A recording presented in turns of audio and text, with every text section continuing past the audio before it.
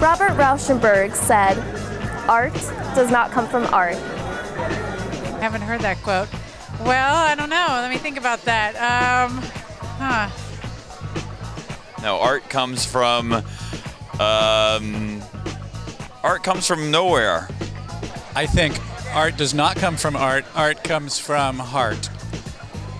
And there's lots of examples of that in the world, and some good examples right here tonight. So, I mean, I guess it makes sense. I mean, what is art really? You know, I mean, it's coming from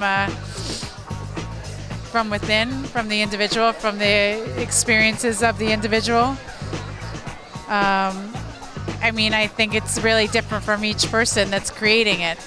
And yeah, definitely for me, it comes from my personal experiences, from my relationships, from travel and things I've read, and, you know, all the things that influence me. So yeah, I don't think it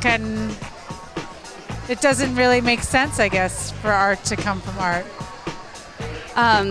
Right, because then it would be too self-referential. Art comes from somewhere else. Somewhere, I don't know. Like, art comes from life? That's too cheesy, isn't it? But it's true. It just comes from inside your soul and inside your mind, and art, yeah, art does, I would disagree with that, Robert. And I don't know who he is, but I'm sure he's a pretty smart guy and he's pretty famous, but I think art does come from art.